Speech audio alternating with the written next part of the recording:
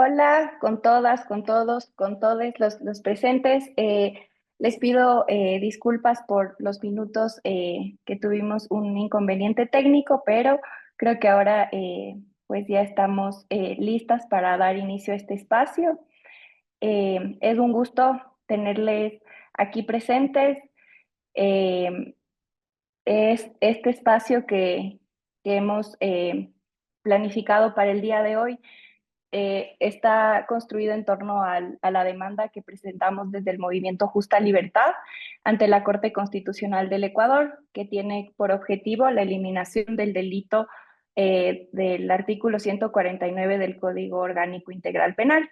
En ese sentido, a partir de esta demanda que interpusimos en abril de este año, hemos generado varios espacios entre estos webinars que los hacemos de manera mensual con el objetivo de llegar a la ciudadanía, a los profesionales de salud y a personas que tengan interés en el tema para que puedan en este espacio escuchar a voces autorizadas, a voces técnicas que desde los diferentes lugares de los que vienen y desde sus diferentes trayectorias y experiencias tienen conocimiento muy valioso que lo comparten. Entonces, con el objetivo de poder difundir este conocimiento, tenemos del día de hoy a dos expositoras muy interesantes, muy valiosas, que pues irán abordando el tema de este webinar desde sus diferentes perfiles y trayectorias.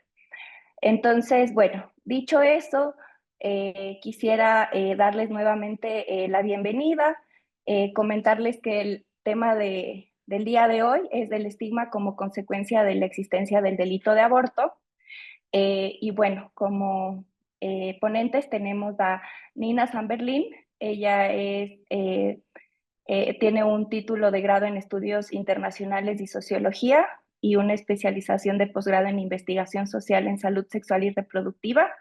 Ha trabajado en instituciones académicas, ONGs y entidades del Estado. Tiene varias publicaciones sobre temas de salud sexual y reproductiva con foco en embarazos no intencionales y acceso al aborto seguro. Actualmente es oficial principal del programa de FOS Feminista, que está basado en Buenos Aires. Y como nuestra segunda ponente tenemos a Tatiana Jiménez Arrobo. Ella es investigadora feminista, defensora de derechos humanos, con formación en administración pública y estudios de género.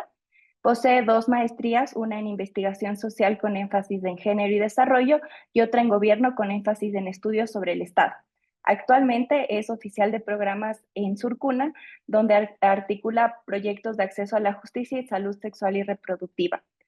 Para sobrevivientes de violencia de género, a lo largo de su trayectoria ha liderado investigaciones y coordinado iniciativas juveniles y de mujeres, reafirmando su compromiso con los derechos humanos y la equidad de género.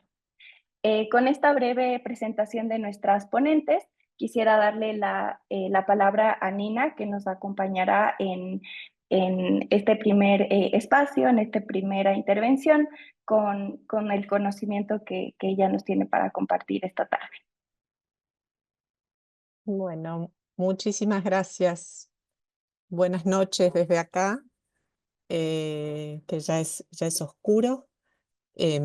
Yo soy Nina Samberlin, es un gusto estar acá compartiendo este espacio. Gracias, Surcuna, por la invitación. Yo soy oficial de programas de FOFeminista, que es una alianza que se ubica desde la perspectiva del feminismo interseccional y que tiene alcance global. Tenemos un ancla en América Latina muy fuerte por nuestros antecedentes, pero nos hemos expandido al trabajo en justicia reproductiva en todo el sur global. Em, Tuve la suerte, la oportunidad y el gusto de acompañar el seminario académico de Justa Libertad en septiembre pasado, que fue realmente un espacio de altísimo nivel, creo, con muchísima participación regional y un foco específico en la cuestión del aborto y la despenalización. Em, que creo yo que llevo ya unos cuantos años de trabajo en este campo, no tenía un antecedente en Ecuador similar a lo que pudimos lograr en septiembre de este año. Así que bueno, una felicitación enorme a Surcuna y al movimiento. Y creo que, bueno, denota justamente los avances que hay en el campo de la incidencia en temas de derechos sexuales y reproductivos, a pesar de este contexto que nos desanima, ¿verdad? ¿No? Las novedades, Argentina, Estados Unidos, eh, bueno, Ecuador, que ahí está en un contexto sumamente crítico y caótico, diría yo, desde hace un tiempo. em, y bueno, la esperanza que está en el feminismo que no se rinde y que resiste, porque estos sí son tiempos donde necesitamos resistir. El, el tema del que me invitaron a hablar hoy a mí es el estigma asociado al aborto. Recién lo presentaron como muy desde la perspectiva de el aborto como delito. Yo lo trabajé más desde una mirada de múltiples implicancias, porque no es solo la cuestión legal la que imprime ese estigma, sino que es una variedad de elementos que hacen a la vida social y que deben ser considerados tanto en contextos de legalidad como de ilegalidad. Entonces quería hacer esa aclaración primero. Y después solo también contarles que, y no sé si ya lo dije, pero que nosotros trabajamos históricamente con el CEPAM de Guayaquil en Ecuador. Entonces también tenemos ahí un acercamiento muy asiduo con el contexto ecuatoriano y con el trabajo de las organizaciones feministas y más recientemente de Justa Libertad. Bueno, voy a avanzar un poco, entiendo que se ve la pantalla. Alguien me va a marcar el tiempo, por favor. Y quería contarles como tres pasos básicos de cuando empezamos a hablar de estigma, a qué nos referimos. Y el primer paso sería dar una definición que Goffman, que es el primero que esgrime una definición del término, lo aborda como una marca o una mancha, ¿no? Algo que queda no solo en el cuerpo, sino en la configuración psíquica también, em, y lo define como una idea compartida socialmente de que algo es malo e inaceptable, un atributo negativo identificado en quienes interrumpen un embarazo y en cualquier otra persona que se vincula con esa práctica. Y acá hay desde proveedores de servicios, defensoras, activistas, personas vinculadas a no sé, legisladoras, funcionarias, y hablo en femenino porque en general es sobre las mujeres que activan en torno al aborto, sobre quienes cae este estigma de pensarlas como desviadas, ¿no? Desacreditadas, que se alejan de ese ideal estereotipado de género y de maternidad como destino. Este estigma siempre va, estigma como término y estigma vinculado al aborto, siempre va atado a una connotación negativa, ¿no? A una connotación que desacredita a esas personas, pero también comunidades, instituciones y bueno, toda una serie de estructuras que pueden estar activando, militando, prestando servicios o directamente accediendo o solicitando servicios de aborto. Pero básicamente la manera sencilla de definirlo es que se alejan de un estereotipo que considera que las mujeres lo mejor que les puede pasar en la vida es tener un embarazo y parir, ¿no? Y esto afecta fuertemente al clima social en términos de aprobación o desaprobación y quienes están más afectadas obviamente son las mujeres, como dijimos, los proveedores y también las defensoras y activistas. Y la paradoja más evidente, pero al mismo tiempo silenciosa, es que un hecho absolutamente común de la vida de muchas personas se silencia por efecto del estigma y se torna un hecho desviado o antinatural. Si hay algo que rodea al aborto por el estigma que conlleva, es esta cuestión del silencio, del secreto, de que no sea un tema de conversación, de no contarlo, de tener miedo de ser criticadas, de tener miedo de tener represalias y demás. Y casi que acá yo estoy hablando desde una perspectiva de, a ver, hay un hito acá, hay algo que marca un antes y un después, que es cuando el aborto sale del closet, ¿no? Que es alrededor del 2018 y toda la movida de la ola verde aquí en Argentina. Eh, pero pero esta movida sigue siendo, no quiero decir limitada, pero de alguna manera envuelve y hace participar a una porción de la sociedad que es la que pudo salir a la calle y exigir el aborto legal, pero que detrás de eso todavía hay muchísimo estigma y que ellas mismas son víctimas o blanco de estigma, no quiero decir la palabra víctima. Pero la paradoja un poco es esta, ¿no? Que algo tan común como es el aborto esté silenciado en la mayoría de los ámbitos y que sea algo que le pasa a muchas personas. Todas las que estamos acá conocemos a alguien, hemos tenido un aborto nosotras mismas, hemos asesorado mujeres para que aborten, hemos, ¿no? Tenido pleno contacto, no solo por el tema en el que trabajamos, sino por el devenir de la vida en general. Em, bueno, hay una definición, así como hay una definición, hay un modelo ecológico que la autora que lo propone lo que dice es que hay como un modelo ecosistémico aquí y que el aborto, que el estigma afecta todos estos niveles de lo macro hasta lo micro. Entonces hay una capa exterior que es lo más cultural, el discurso dominante que surge en general a partir de los medios de comunicación, que lo plantean como un evento indeseable y peligroso, un nivel más estructural de políticas de gobierno, donde entran las leyes que regulan, limitan, prohíben o criminalizan el aborto y que refuerzan el estigma y la opresión histórica hacia las mujeres y diversidades.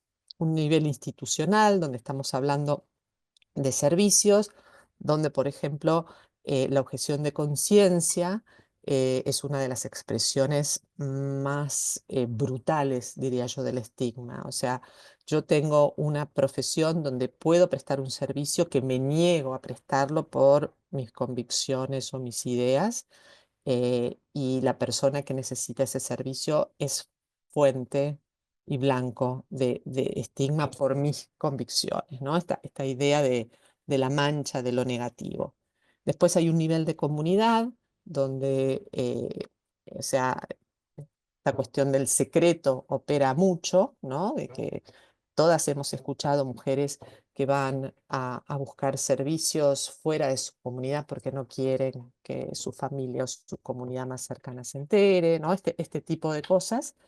Y finalmente ese nivel individual donde se experimenta el estigma. Y ahora vamos a ver un poquito más ese nivel individual, donde hay tres categorías de niveles. Hay una clasificación que me dice que una cosa es el estigma percibido, que es cuando yo creo que voy a ser juzgada, yo soy consciente de ese halo negativo que rodea a esa práctica y prefiero no hablarlo, prefiero no identificarme, ¿no? Como ese temor a ser rechazada por la familia, la comunidad, la pareja, las amistades, lo que fuera, porque lo que entendemos que predomina en esa percepción es esa idea negativa. Después tenemos la categoría de internalizado, que es cuando la persona acepta e incorpora subjetivamente esa valoración negativa y se autojuzga. O sea, Si abortó, siente culpa, siente vergüenza, se aísla, no lo cuenta, lo mantiene en secreto, ¿no? Y finalmente, el estigma experimentado, que son esas vivencias donde de manera directa hay una acción, ¿no? Un acto de agresión o de violencia, eh, de discriminación también sobre esa persona blanco del estigma. Entonces, estas son como solo para tener idea de lo que la literatura nos dice de lo que se ha desarrollado en tema de aborto y estigma. Hay escalas para medirlo, hay cada vez más investigaciones. Yo cuando empecé a acercarme a esta temática, escribí un capítulo en una compilación de un libro que era El estigma asociado al aborto en América Latina, los primeros pasos se llamaba el capítulo. Y ahí, bueno, sí costaba, estoy hablando de hace unos 8 años más o menos, era un concepto que existía, pero que todavía no estaba siendo tratado tan comúnmente como es tratado hoy y que es casi, ¿no? un término imprescindible, ¿no? para todo lo que es el análisis de la problemática del aborto. Pero bueno, entremos más ya en el campo menos teórico y más de lo que transitamos todos los días. El clima social está muy marcado por el estigma, y uno de los elementos que más condiciona ese estigma en América Latina por lo menos es la religión, ¿no?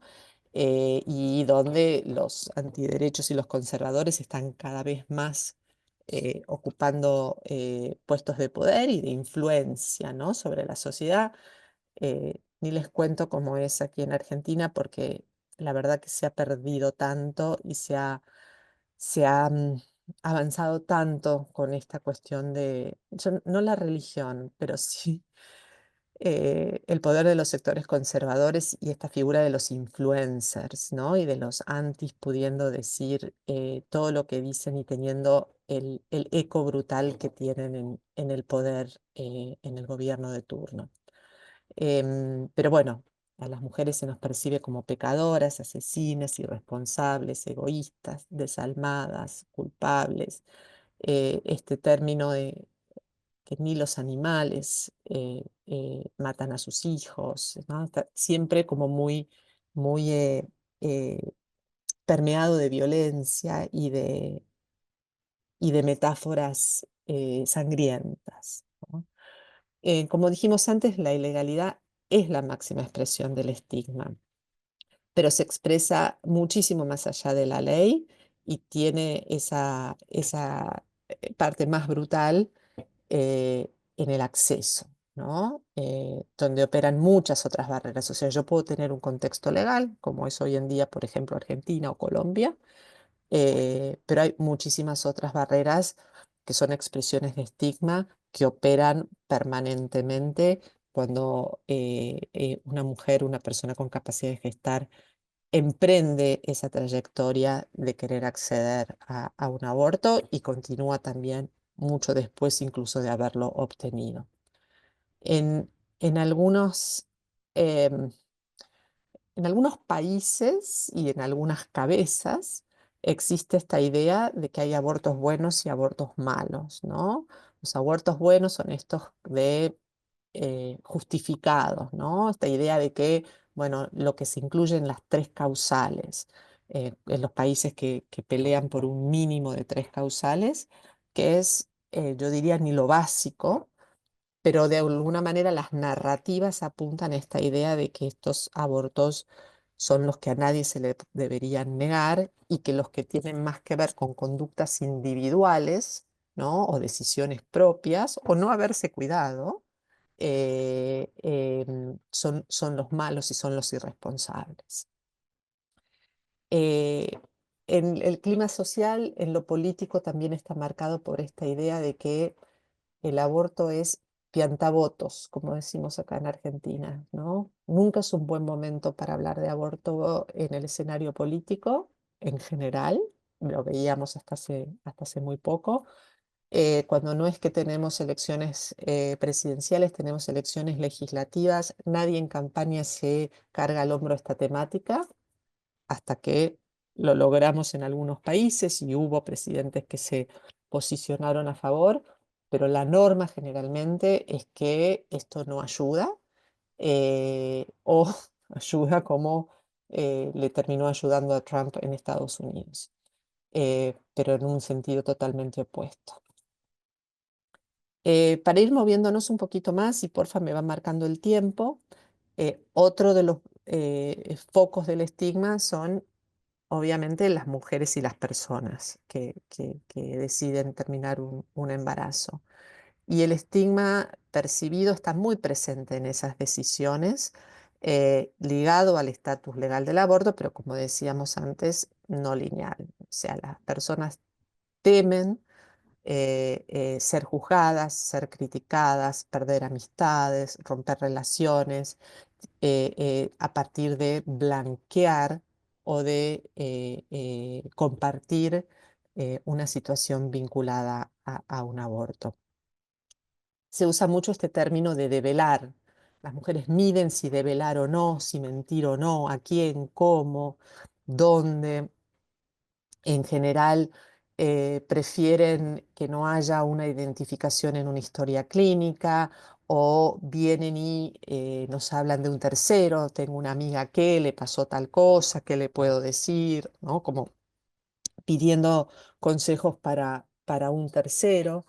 O lo relatan como un aborto espontáneo muchas veces, ¿no? Cuando llegan a un servicio de salud, hay una cuestión que es en un marco legal restrictivo, siempre es mejor decir que fue espontáneo, que fue provocado por las consecuencias legales, pero donde no también, ¿no? O cuando hablo con una amiga también, o cuando hablo con mi hermana también, o cuando, ¿no? En un contexto más social, resulta como más santo, por decirlo de alguna manera, que haya tenido un aborto espontáneo que haya decidido activamente poner fin a un embarazo.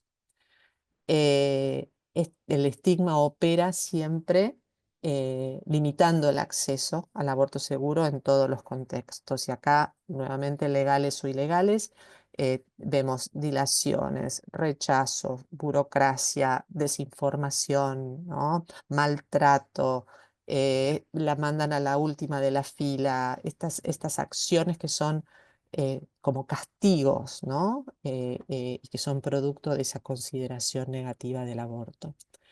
Em, Esto ya lo mencionamos, en general tienen temor a dar datos de identificación, prefieren que no quede su nombre, dan datos falsos, no quieren figurar en bases de datos, se asustan y prefieren no recibir medicación en su domicilio. Yo tenía una compañera de trabajo que hace ya varios años había pedido el kit de misoprostol y mifepristona a las compañeras europeas que lo distribuían. Y ella me decía, yo escuchaba que subía alguien por el ascensor y pensaba que era o el cartero o la policía. O sea, esta idea de que la iban a venir a buscar, ¿no? Si venía este kit por correo, iba a venir atrás la policía a buscarla. O sea, el miedo como uno de los sentimientos más preponderantes en todo este recorrido. También son sujetas de maltrato, ¿no? Hemos escuchado infinidad de historias donde la atención posaborto es deshumanizada, es agresiva, es humillante, incluso se hacen procedimientos sin anestesia intencionalmente, ¿no? Para infligir dolor. Y por el lado opuesto, cuando son bien tratadas, se sorprenden que recibieron un buen trato. Y esto sigue siendo aún en los contextos de legalidad y es un denominador común. Em, las mujeres que sufren abusos en la clandestinidad no los pueden denunciar, ¿no? La idea de que estás haciendo algo ilegal no te permite ir a una institución y reclamar por discriminación, por maltrato, incluso por violencia sexual también en muchos casos. Em, Nina, querida, perdón que te interrumpa, Dime. pero creo que estamos sobre el tiempo. Uf, wow. Entonces, Ok, sí, bueno, voy voy a apurar un poquito, ¿sí? sí, Pero aquí lo que yo quería destacar es lo que está aquí en color, y es que el impacto emocional no es consecuencia del aborto, sino del estigma, muchas veces no, la mayoría de las veces.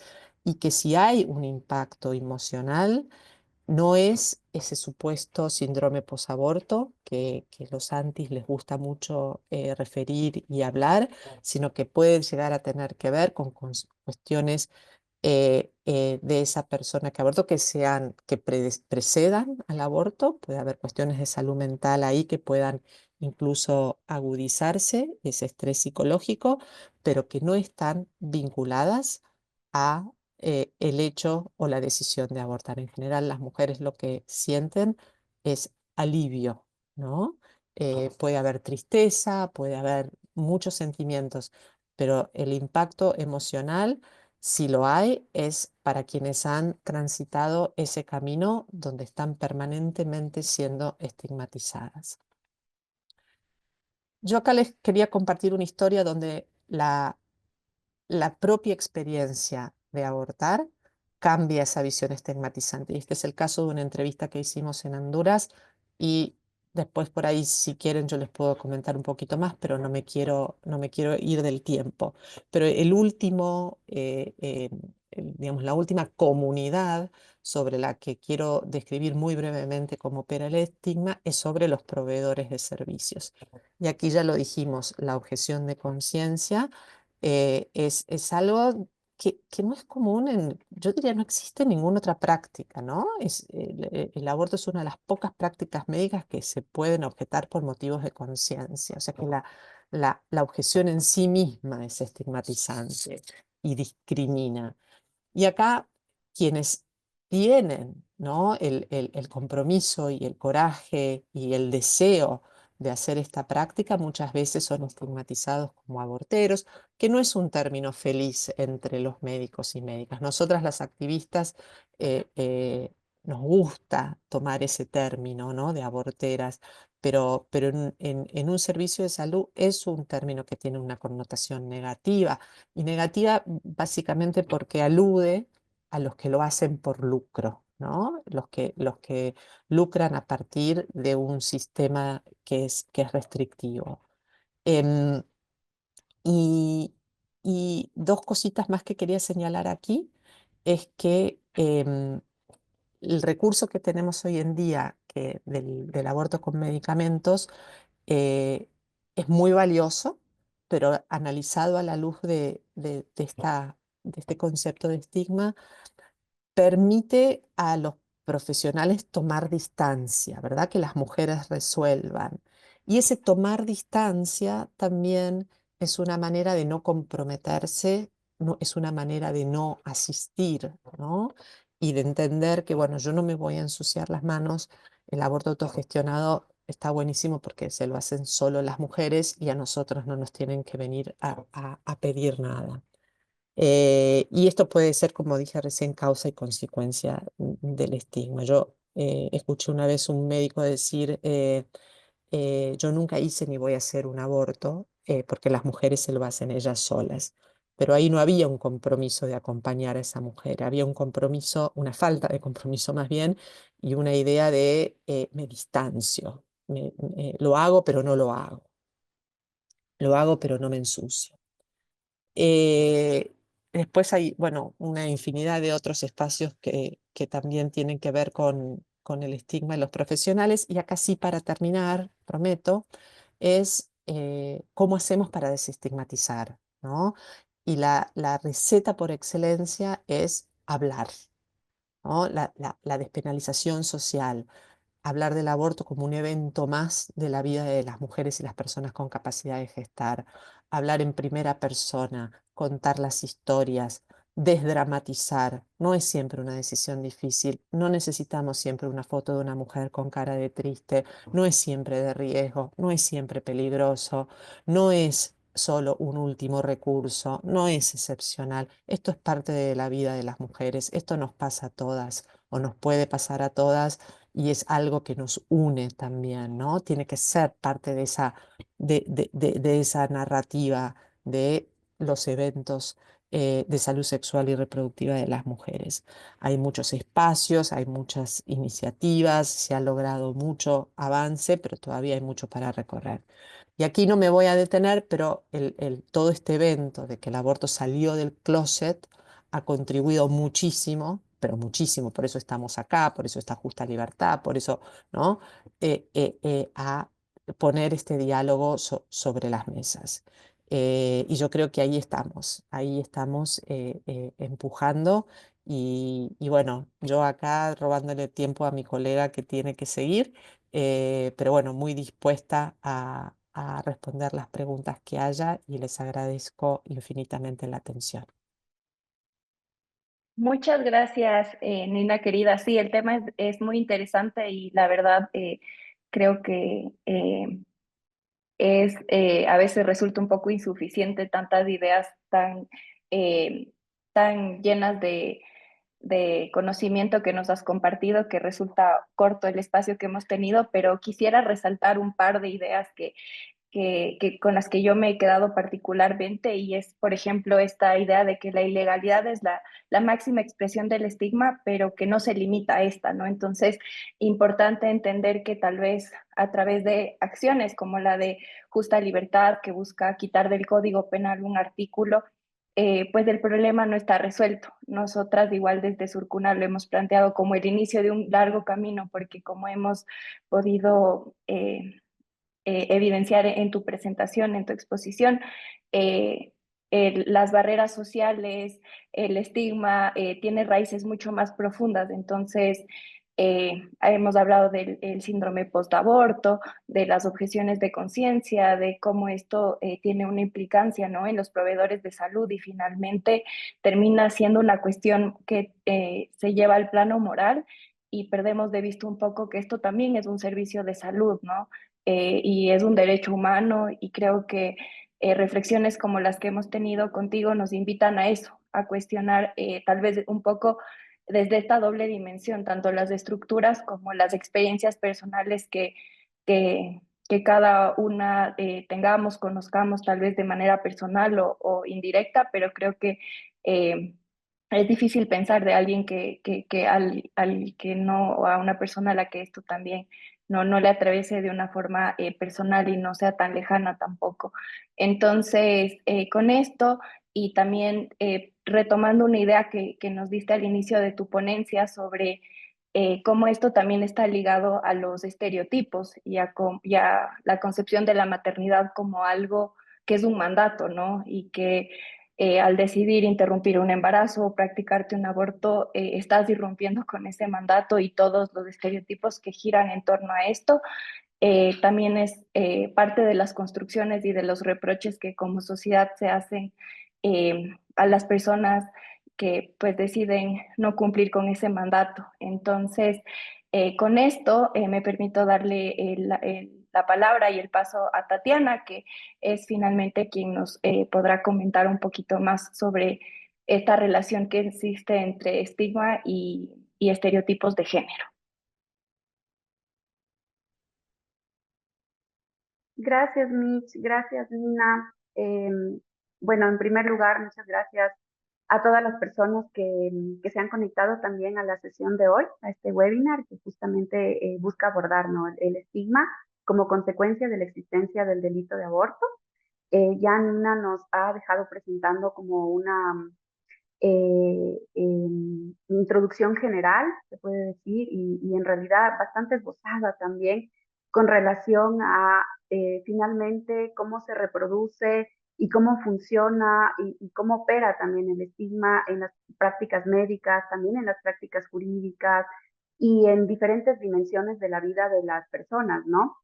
Entonces, bueno, para la presentación en esta parte que tiene que ver, digamos, con un contexto quizá más local, eh, yo les quiero hablar de la investigación que hicimos justamente desde Surcuna sobre estereotipos de género en el juzgamiento del delito de aborto consentido en el Ecuador.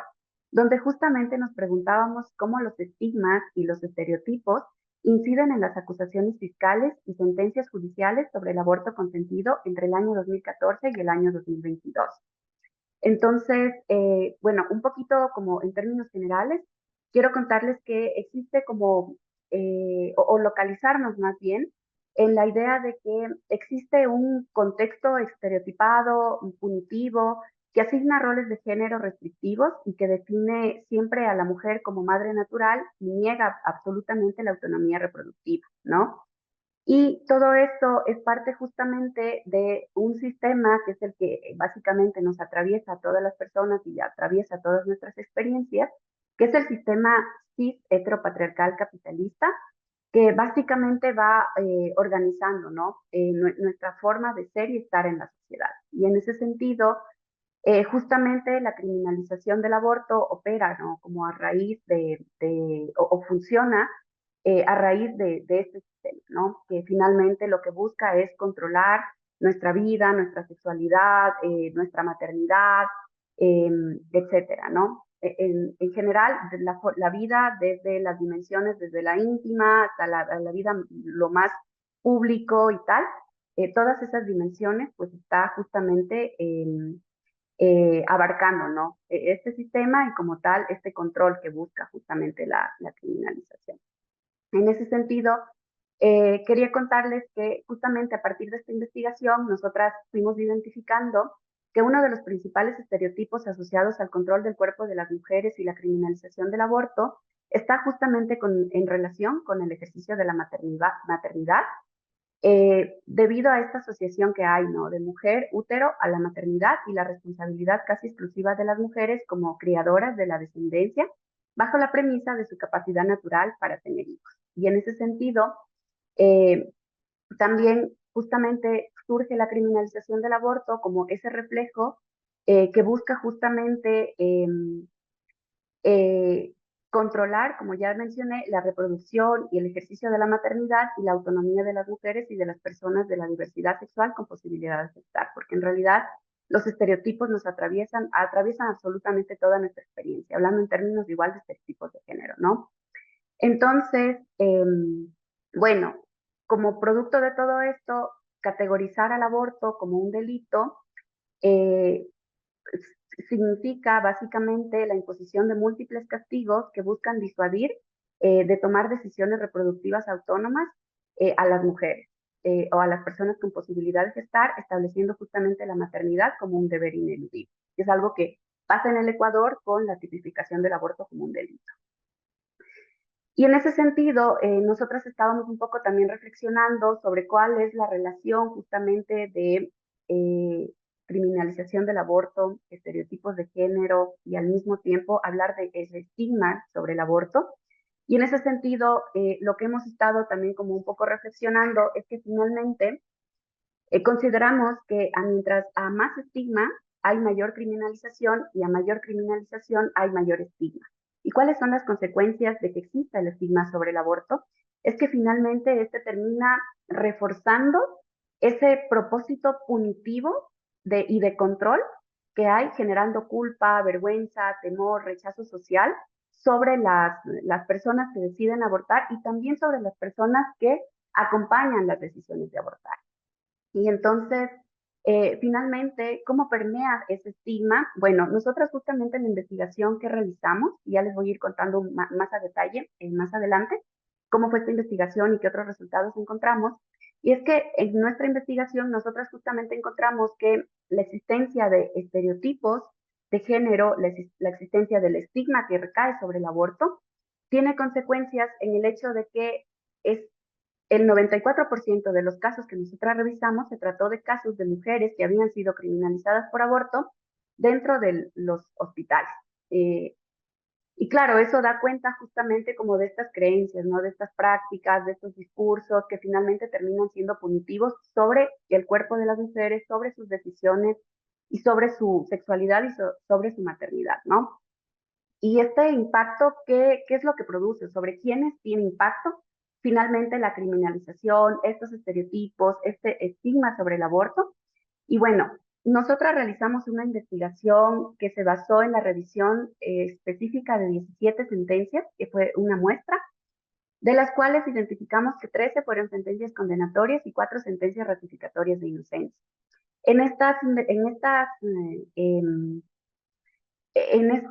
sentencias, nosotros encontramos que el 76.4% de las mujeres que habían sido criminalizadas tenían entre 20 y 29 años. 5 de cada 10 estaban terminando la secundaria o ya eran bachilleres. Un 35% se dedicaba a quehaceres domésticos y un 17.6% eran estudiantes. 7 de cada 10 eran solteras, pero al momento de quedar embarazadas, todas se encontraban en una relación sentimental. 76% de las mujeres que fueron criminalizadas tenían más de 12 semanas de embarazo y un 17.7% tenían menos de 12 semanas de gestación. Un 23.5% de las mujeres viven en lugares rurales y un 76.5% pertenece a sectores urbanos marginales de distintos cantones del país. Estos datos nos demuestran finalmente que la criminalización del aborto, la existencia de estereotipos de género relacionados con la maternidad, el estigma que pesa sobre el aborto, ha orillado a 76% de las mujeres criminalizadas a guardar, por ejemplo, estas historias en silencio, a tener miedo, porque finalmente ellas fueron estigmatizadas en el sistema de salud, fueron criminalizadas también por el sistema de justicia y al final lo que terminó pasando es que ellas terminaron recibiendo sentencias, en su mayoría condenatorias, por el delito de aborto consentido en el Ecuador. En ese sentido, también como para problematizar un poco este escenario, se trataba de mujeres que pertenecen principalmente a lugares rurales, urbanos marginales igualmente, de distintas ciudades del país, principalmente ciudades que tienen como esta tendencia más rural, se puede decir, con relación no sé, a las realidades que vivimos en lugares como el centro de Quito, digamos, o como la capital del país, ¿no? Entonces, en donde finalmente, claro, tienen como poco acceso, por ejemplo, a información sobre salud sexual, sobre salud reproductiva, y que finalmente pues, son realidades que terminan complejizando mucho más la situación del estigma, ¿no? Porque finalmente no se puede hablar de aborto, no se puede hablar de sexualidad, no se puede hablar de derechos reproductivos en general. Y claro, todo eso termina haciendo que finalmente como resultado la mayoría de las mujeres terminen siendo criminalizadas, ¿no? Porque es como una tendencia absoluta al ocultamiento de este tipo de información, se puede decir, ¿no? Como por ejemplo tener información segura para realizarte abortos, etcétera.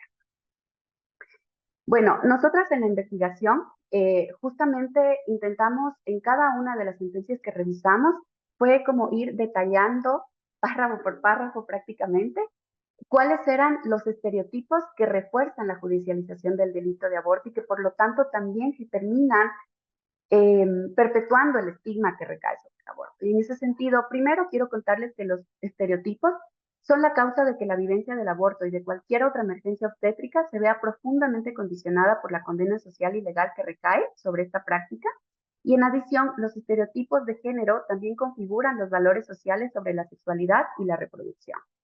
Y en ese sentido, nosotras en esta investigación identificamos que en términos generales hay 4 tipos de estereotipos que se manifiestan así de forma bastante clara en las sentencias que nosotras revisamos. Lo primero es que la maternidad como un deber superior y sagrado de las mujeres, o sea, de hecho, es súper notorio cómo finalmente esta figura de la buena madre opera como una referencia moral que entreteje las prácticas discursivas del personal médico, policial y judicial, que tiene un peso relevante cuando una mujer, por ejemplo, se muestra indiferente frente al estado de gestación o reacciona de formas consideradas inadecuadas en una mujer en medio de una emergencia obstétrica. Por ejemplo, nosotras revisamos el caso de Ana, que es el caso que está justamente, que ustedes pueden ver en pantalla. Es el caso de una mujer que justo en la parte de arriba está textualmente lo que dice la sentencia. La sentencia dice que ella adoptó una actitud indiferente y básicamente Ana fue judicializada por ese hecho, por no haber llorado, por mostrarse desafiante, por mostrarse, según el personal médico, sin escrúpulos frente a la situación que estaba pasando. Y claro, sobre ella recayó justamente el estereotipo de que las mujeres deben llorar y conmoverse, y sobre todo también, o sea, sobre todo si están perdiendo a un hijo, ¿no? Entonces, también sobre ella recayó el estereotipo de ser una asesina de bebés, también que es otro de los estereotipos de los que les vamos a hablar, que finalmente da cuenta de que los estereotipos están permeando absolutamente en todos los fallos judiciales que se emiten con relación al delito de aborto.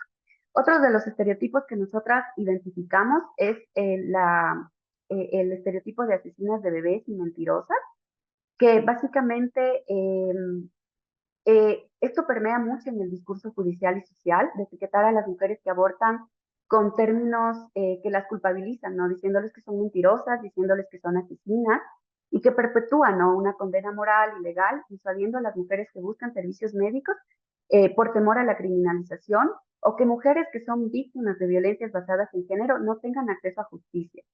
Pues en las sentencias que nosotras revisamos, por ejemplo, encontramos el caso de Maribel, que fue una mujer que eh, fue obligada a realizarse, no, perdón, es la historia de Marisela, me parece, sí, que es una mujer que ella durante todo el proceso judicial, ella había dicho que fue su pareja quien la obligó o le forzó a realizarse el aborto y que había cometido varios actos de violencia contra ella, o sea, porque la obligó. Y, y lo que sucedió es que dentro del sistema judicial ella fue leída como mentirosa y nunca se indagó más allá la violencia de género que ella había sufrido. Entonces, eso implicó que el caso, o sea, las violencias que sufrió, el propio hecho de que ella en realidad estaba siendo víctima de un aborto no consentido, nunca se investigó y quedó en la impunidad. De hecho, el proceso judicial de ella duró 3 años y fue judicializada, o sea, ella recibió una sentencia, una suspensión condicional de la pena, pero eso implicó, por ejemplo, que ella pasara durante mucho tiempo realizándose, o sea, asistiendo, por ejemplo, a la fiscalía sin poder salir del país, lo cual, o sea, que le dificultó mucho estudiar y trabajar, ¿no? Eso implicó para ella.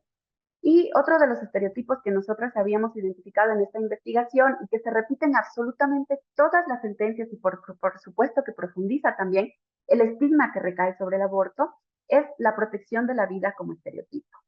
Nosotras habíamos reflexionado que realmente en todas las sentencias que revisamos, justamente lo que dicen es, por ejemplo, la madre es garante del fruto de la concepción que lleva en su vientre y bueno, como que está obligada justamente a salvaguardar y cautelar la indemnidad del ser en formación y todo eso. Y lo que sucede es que este estereotipo de la protección de la vida se erige como un discurso que responde a los intereses patriarcales de la sociedad y que se usa constantemente para castigar a las mujeres y recordarles su papel social, que es estar para servir a otros y sacrificar. Tal concepción ignora que el embarazo es un suceso que se da en el cuerpo de una persona autónoma con deseos, derechos y dignidad, y más bien reproduce el mandato de la maternidad, construyendo a las mujeres a ser madres mediante una amenaza penal.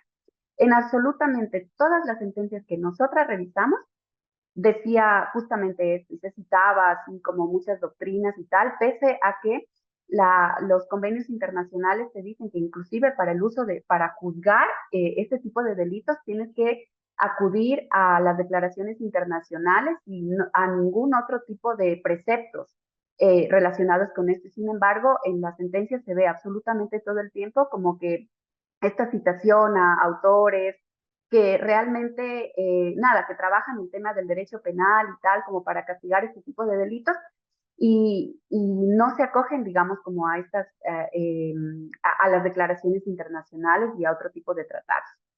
Ahora bien, como para ir justamente cerrando ya esta parte, quiero contarles también que nosotras en la investigación fuimos como reflexionando que finalmente, por supuesto que hay como todo o sea, al momento de que una mujer llega, por ejemplo, a un hospital con una emergencia obstétrica, lo que sucede es que se activa toda una red de castigo en donde los agentes policiales, en donde los médicos, en donde los jueces, en absolutamente todo el personal que trabaja en un hospital, todos se activan como una red que busca castigar a la mujer que está en medio de una emergencia obstétrica, ¿ya? O que se ha realizado un aborto. Pero este castigo no solamente ocurre en el momento en que ellas están llevando todo el proceso penal, ni se acaba ahí. Esto se extiende, este castigo se extiende mucho más allá, y con esto quiero ir como cerrando para, o sea, irles contando cómo se cierra este castigo, o sea, cómo sucede.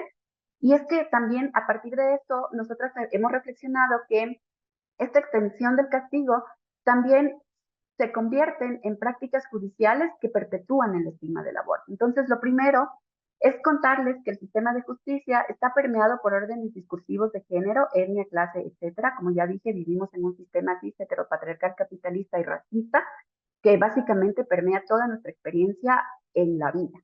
Entonces, básicamente todo esto incide en la criminalización de ciertos grupos poblacionales con mayor particularidad, pues ustedes saben que la mayoría de mujeres que son criminalizadas son generalmente mujeres empobrecidas y racializadas, ¿no? En el sistema de justicia, hasta el año 2022, nosotras teníamos 70 sentencias sobre aborto consentido, de las cuales 69 eran condenatorias y 11 eran ratificatorias de inocencia. Y asimismo, en las 17 sentencias revisadas, bueno, nosotros revisamos de estas 70 una muestra de 17 sentencias en las que finalmente pudimos identificar que un caso se acogió al procedimiento abreviado, y en todas las demás hubo casos en donde fueron condenadas de 6 a 20 meses de prisión, que fue el máximo tiempo que había revisado en estas 17 sentencias en esta muestra. Y de ellas lo que podemos decirles es que se trató de casos en donde sus defensas solicitaron la suspensión condicional de la pena. Y bueno, hay dos tipos de procedimientos a los que generalmente se han cogido en estos casos.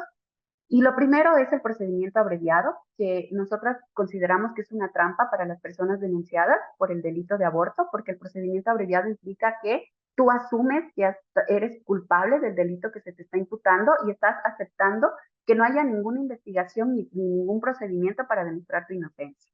Pensamos que justamente este tipo de procedimientos lo que hace es exponer a las mujeres a la impunidad y perpetúa el estigma de aborto, porque en ocasiones no hay pruebas materiales que den cuenta del aborto, solo las sospechas del personal médico que opera desde un marco estereotipado sobre la maternidad y sobre las mujeres y la sexualidad, etcétera. Y finalmente, también está la suspensión condicional de la pena, que es para nosotras la extensión del castigo para las mujeres, porque aunque puede resultar viable, o sea, la suspensión condicional de la pena implica como que las mujeres no tengan que ir a la cárcel y tal, pero realmente termina siendo, aunque les reduzcan la pena, termina siendo condicionante sobre la vida de las mujeres, pues porque ellas se ven obligadas eh, a aceptar ciertas condiciones que terminan siendo finalmente también contradictorias para cada una de ellas. Entonces, por ejemplo, nosotras en esta investigación identificamos que a las mujeres se las condiciona, por ejemplo, a abstenerse de frecuentar lugares proclives al consumo de alcohol o sustancias estupefacientes, se las obliga a someterse a tratamiento psicológico a fin de que no se repita como estos hechos, lo que un poco termina patologizando la decisión que están tomando sobre abortar, ¿no? Y básicamente intenta instalar como un modelo sobre ellas, porque, o sea, buscan que ellas sigan estudiando, que no se cambien de vivienda, que no puedan cambiar de trabajo o de vivienda sin avisarle a las autoridades judiciales, bueno, como un montón de condiciones que ellas tienen que aceptar para entrar nuevamente en el molde de ser como estas buenas mujeres y nada, como que intentar justamente seguirse acomodando al rol que la sociedad exige de las mujeres, ¿no? Y claro, finalmente con ello lo que quiero cerrar es que, como lo decía en un inicio, justamente consideramos que a más estigma hay mayor criminalización y a mayor criminalización hay mayor estigma, porque consideramos que justamente la existencia del delito de aborto lo que hace es que se sigan manteniendo como estos estereotipos de género, y de estos estereotipos lo que termina haciendo es que termina reproduciendo y masificando los efectos del estigma que recae sobre el aborto, y que básicamente siga siendo un tema del que no se puede hablar,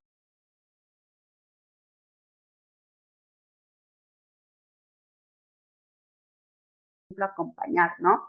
Entonces, en ese sentido, para nosotras es súper importante, justamente, y esa es la iniciativa que tenemos desde Justa Libertad, ¿no? Como apelar a la eliminación del delito de aborto en el Ecuador, porque buscamos justamente que las mujeres tengamos la posibilidad y la libertad, ¿no? De poder hablar de nuestros abortos, de poder elegir la vida que queremos tener y tal.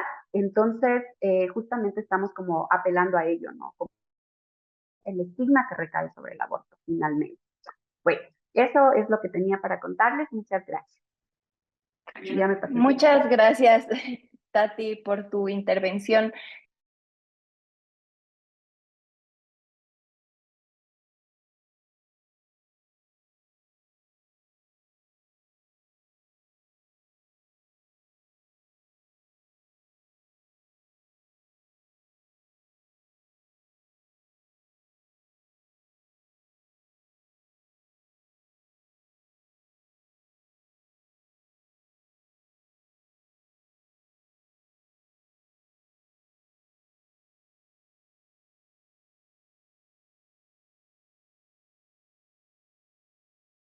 Realmente están plasmadas en estas decisiones que nos han llevado como digamos, Surcuna a hacer esta investigación, a indagar más allá, porque como le hemos podido discutir en este espacio, el estigma y la penalización del aborto no se limitan al tema normativo, es apenas del inicio.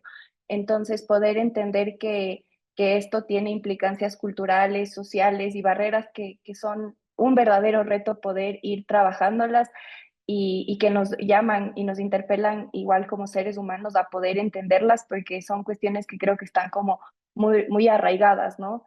Creo que también es interesante lo que los análisis que hemos hecho en torno a que esta penalización o la existencia de este tipo penal en nuestro código penal no tiene las mismas repercusiones y no es aplicable y no es aplicada, digamos, la normativa para sancionar a las mismas personas.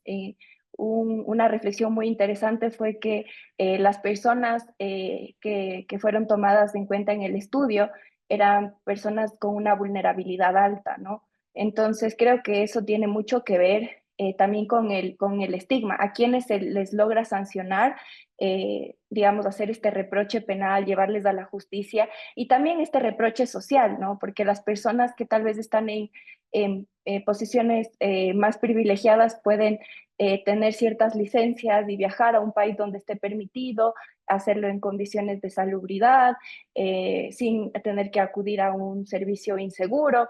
Y hacerlo incluso sin que sea algo clandestino, sino como un verdadero servicio de salud, que es a lo que deberíamos pues tender. Y acompañadas y siendo un procedimiento en el que tal vez están en el centro, ¿no?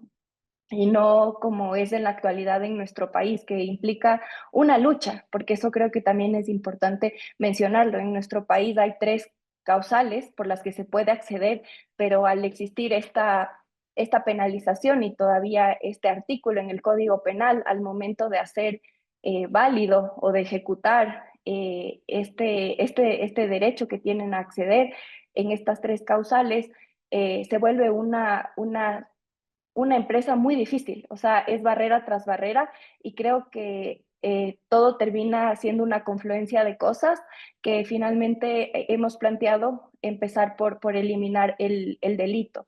Entonces, creo que es muy interesante y nos ayuda a comprender desde varios lugares y perspectivas, tanto desde de un lugar más como de la salud pública, entender que esto tiene repercusiones en el sistema de salud, porque Nina nos habló de cómo esto repercute en el acceso que tienen las personas que requieren de un aborto en el sistema de salud a través de cuestiones como, por ejemplo, que hayan estas objeciones de conciencia, que las mujeres, a las personas que requieren de un aborto, se les se ha visto como un problema que no le pertenece al sistema de salud, que ellas tendrán que ver cómo lo resuelven.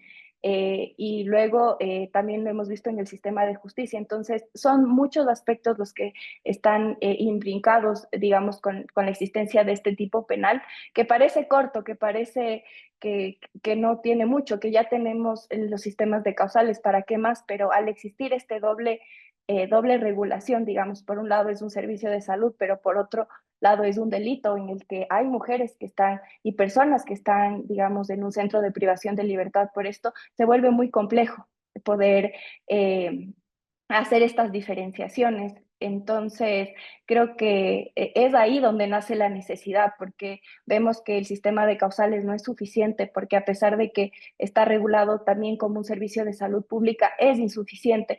La data, las estadísticas nos dicen que las personas que requieren de un servicio de salud según las estadísticas del Estado son mínimas, cuando no es cierto. O sea, tenemos, por otro lado, las estadísticas de la Organización Mundial de la Salud, que nos habla de cientos de miles de procedimientos que se practican anualmente y no es compatible con lo que está registrado en nuestro país. Entonces ahí se van imbrincando otro tipo de cuestiones como las estadísticas, el derecho a la información, a la educación y muchos otros puntos que hemos topado en este espacio que terminan siendo también limitados por la existencia de este tipo penal. Entonces, me parece como estas ideas muy interesantes y con las que yo personalmente me quedé.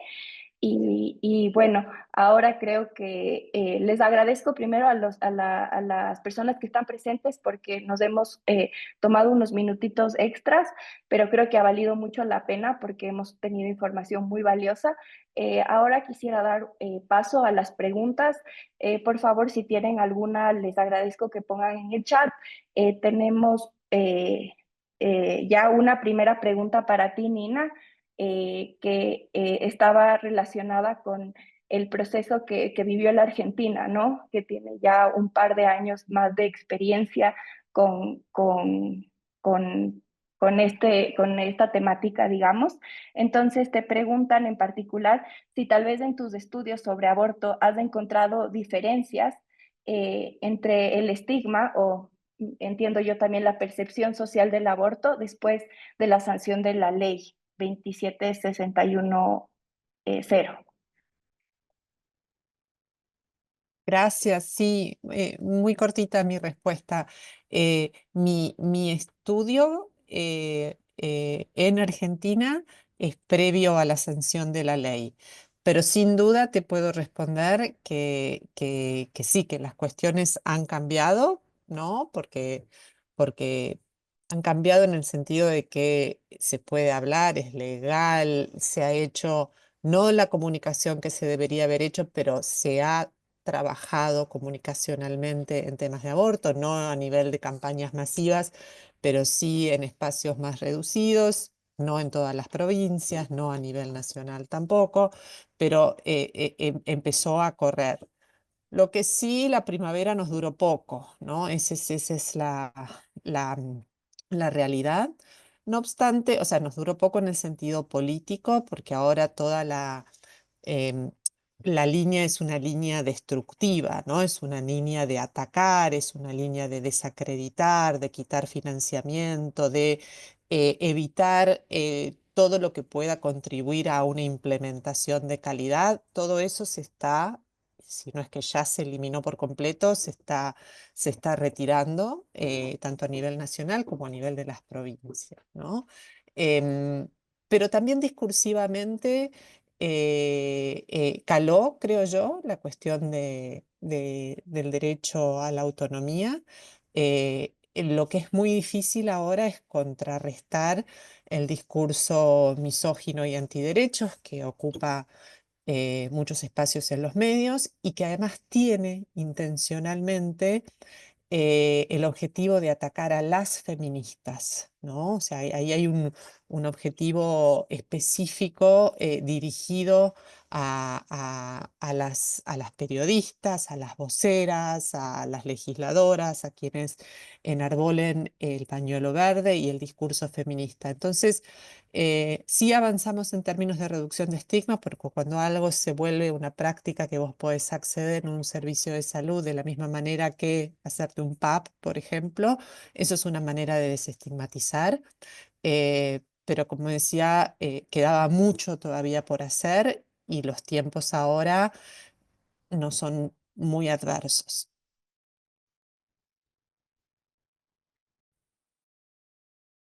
Listo, Nina. Muchas gracias. Yo quisiera igual hacerte una pregunta a ti que estaba más relacionado y quería ver si podíamos profundizar un poco el estigma en los proveedores de salud. Creo que justo ahí creo que es un punto medular como entender esta incidencia que existe, ¿no? Entre, o esta relación entre la existencia del estigma y finalmente ya la práctica médica. Entonces, nos hablabas de cómo este uso de discursos como de que son aborteros o de que, digamos, esto también tiene implicaciones de alguna forma en su reputación médica, en el prestigio que pueden tener.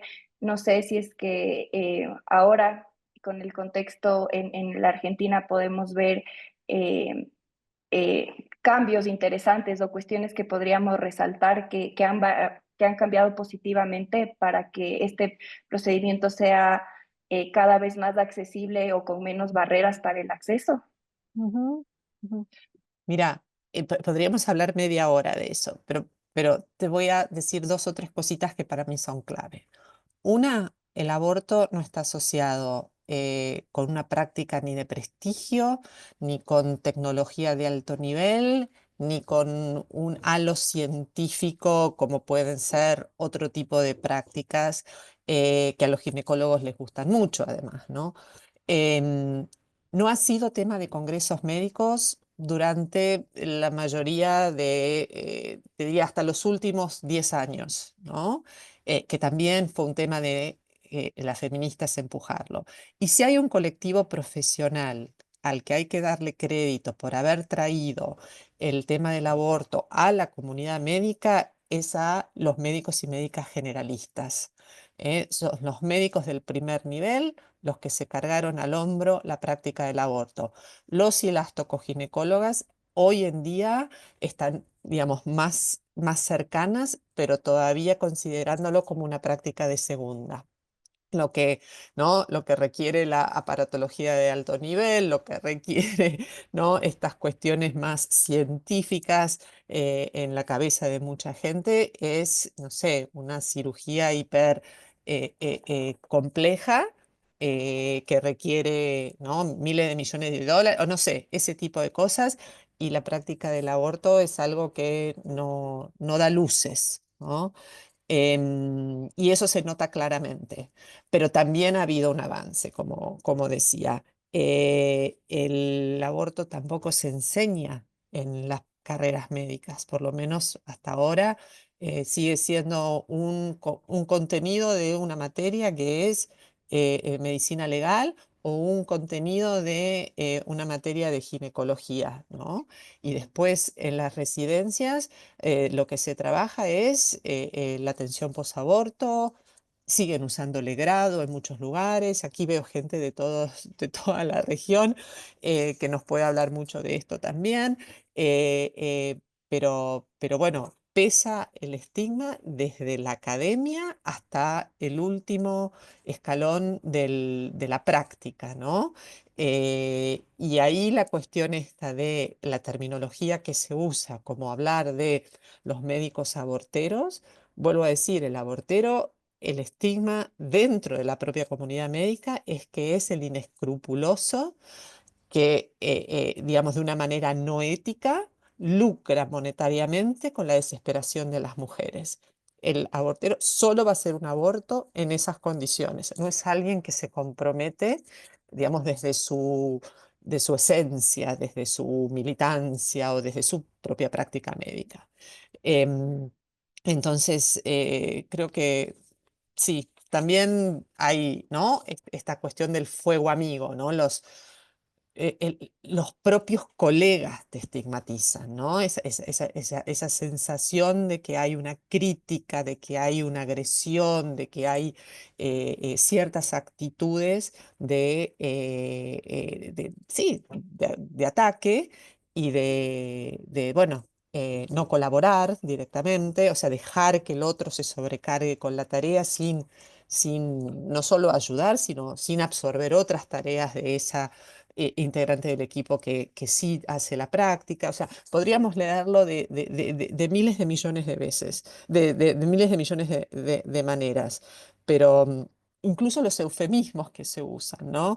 Se habla de hemorragia del primer trimestre, se habla de interrupción voluntaria del embarazo, se habla de emergencias obstétricas, pero la palabra aborto no existe, no se nombra porque es estigmatizante y esto hasta se verbaliza como tal, ¿no? No queremos estigmatizar, bueno, pues si lo estamos haciendo, se están haciendo abortos.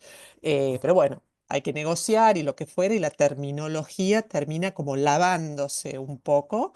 Es correcta, pero lo que se termina haciendo es evitar utilizar una palabra que se siente que es algo que no ayuda, ¿no? Por la carga que conlleva. Listo, Nina, muchas gracias. Ahora, Tati, te voy a hacer un par de preguntas que están en el chat que creo que tal vez podrían ser contestadas más bien por ti. La primera pregunta es sobre cómo acompañar a personas que han decidido acceder a un aborto. Y creo que la segunda pregunta que la misma persona nos pone, de, que tiene mucha relación, y es cómo abordar el tema del aborto en la familia, sí, sabiendo que a veces puede ser un poco complejo. Bueno, muchas gracias. Bueno, sobre la primera pregunta, inmediatamente recordé los momentos en que muchas amigas han acudido a mí, también como para que les pueda brindar información.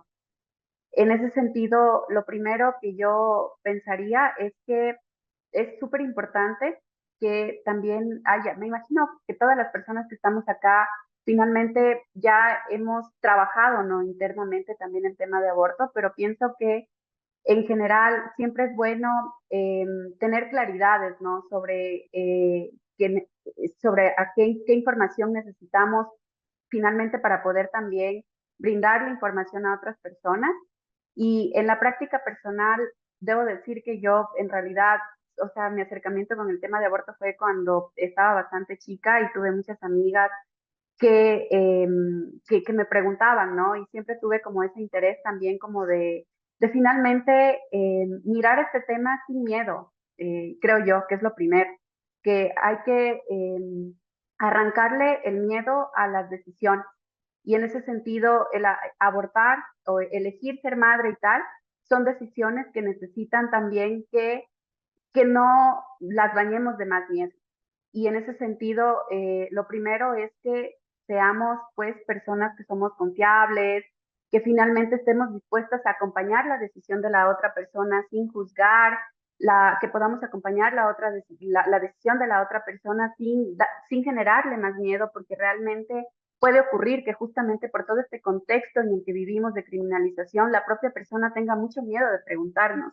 Cuando Nina en algún momento dijo que lo que sucede es que muchas amigas a veces dicen, por ejemplo, esto de que es algo que le está pasando a la amiga de una amiga, a mí me ha pasado full.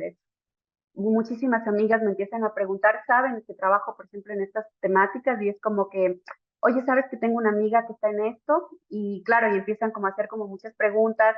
Y siempre ha habido de mi parte, y creo que esto también puede ser algo que les puede ser útil a otras personas, es que siempre tiene que haber como esta apertura, ¿no? Como a responderles, a no cuestionarles, inclusive abrirse a responderles cosas que inclusive no te estén preguntando.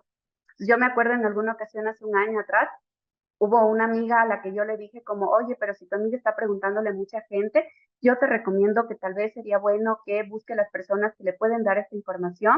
Entonces están estos contactos a los que ella puede acudir, porque igual hablar de esto con cualquier otra persona puede generarle a ella como mucha inseguridad, que intente evitar también, o por ejemplo, hablar de este tema, no sé, con su pareja, que intente como no dejar, por ejemplo, rastros de que está teniendo este tipo de conversaciones por chat con otras personas, por cuidar su seguridad, porque finalmente lo que termina pasando es que luego terminan siendo las propias parejas las que las terminan amenazando de que las van entonces a denunciar porque se han realizado un aborto y tal. Y la idea es como ir también tratando de minimizar los riesgos, ¿no? Y lo que yo diría es eso, o sea, como necesitamos también responder con apertura, sin juzgar, siempre con cariño también.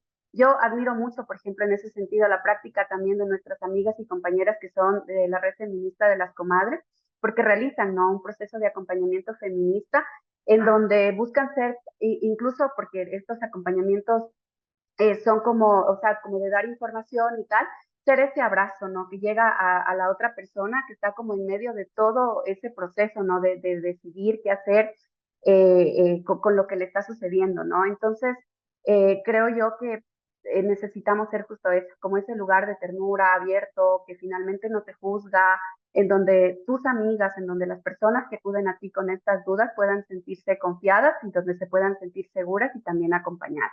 Creo yo que eso es como lo más importante para acompañar. Con relación a la familia, pienso que sí es un reto muy grande poder hablar con las familias sobre este tema y creo que cada una hemos tenido estrategias distintas a nivel personal sobre cómo hablar de aborto con nuestras familias. Y yo pienso que sí es súper importante siempre poder centrar el hecho de que necesitamos reconocer que vivimos en un entorno que normalmente cuestiona y castiga a las mujeres por el hecho de finalmente ser mujeres. Y creo yo que cuando en nuestras familias empieza a haber como esas claridades, es como mucho más fácil tener otras entradas para hablar sobre sexualidad, para poder hablar sobre el derecho a decidir, si quieren en esos términos, para poder hablar sobre aborto. Creo yo que abre muchísimo esas puertas. Yo, al menos en mi experiencia personal, pienso que eso a mí me ha servido muchísimo, igual justamente por el trabajo que yo realizo, y en el que finalmente, claro, la familia también termina entendiendo como, ok, sí, es que en verdad a las mujeres se las castiga por ser mujeres y es increíble cómo finalmente esta sociedad te impone un modelo de maternidad y te impone también cuántos hijos debes tener, ¿no? Y cómo los tienes que tener y tal. Y entonces, como que empieza a haber ese tipo de reflexiones. Entonces, pienso yo que son como buenas estrategias como para hablar de estos temas en la familia. Siempre es complejo, la verdad que siempre lo es. Y es bien, o sea, sobre todo en entornos como, no sé, en el entorno de Ecuador, que es como bastante, o sea, la moral religiosa pesa muchísimo, pero sí que es bien interesante saber que pese a que la moral religiosa pesa muchísimo, hay muchísimas familias que por muy religiosas que sean, también tienen como esta apertura, ¿no? Sobre el derecho a decidir. Y eso a mí me parece muy interesante, sobre todo por igual en el Ecuador sabemos que ya las estadísticas habían cambiado mucho, pero en el Ecuador, al menos la mayoría de la población no quiere que las mujeres sean llevadas a la cárcel por abortar. Y eso también es otro punto importante. De hecho, por ejemplo, en el trabajo que estamos haciendo actualmente, justamente para eliminar también la penalización social y legal que recae sobre el aborto, es empezarle a preguntar a la sociedad ecuatoriana también, ¿tú estás de acuerdo en que las mujeres sean criminalizadas por abortar? Y claro, muchísima gente lo que sabe, o sea, el aborto es como una práctica muy común. Todo el mundo sabe quién la hizo, o sea, dónde, qué médicos, o sea, absolutamente todo el mundo lo sabe. Y en ese sentido, claro, cuando a las personas tú les preguntas eso, es como que dicen, no, pues, y, o sea, no, no me gustaría. ¿Te imaginas que, no sé, tu hermana, tu prima, tu tía, quien sea criminalizada por abortar? Y claro, nadie quiere. Y en ese sentido creo yo que también esas son buenas preguntas para poder ir como poniéndoles la pastillita a la familia, ¿no? Para hablar sobre estos temas. Es súper importante. E igual invitarles a estos espacios, ¿no? Desde Justa Libertad vamos a seguir organizando espacios a nivel nacional y también en la ciudad de Quito para justamente seguir hablando de aborto y de la eliminación del delito de aborto en el Ecuador. Gracias. Gracias, Tati. Les agradezco mucho por haberse conectado, Nina, Tati y a todas, todos los presentes. Ha sido un gusto, creo que han salido reflexiones muy interesantes. Hemos compartido reflexiones importantes, las preguntas también planteadas fueron creo que muy enriquecedoras. Con eso, decirles que estaremos haciendo una memoria de la reunión, que en el momento que la tengamos lista les compartiremos por correo. Lastimosamente, por el tiempo que se nos ha ido, quedan un par de preguntas pendientes, pero creo que las más importantes o las tal vez más abarcadoras fueron planteadas. Nina, Tati, de nuevo, gracias por el espacio y todo lo que las reflexiones que hemos tenido acá serán compartidas para que puedan ser repasadas. Que tengan una buena noche y gracias nuevamente.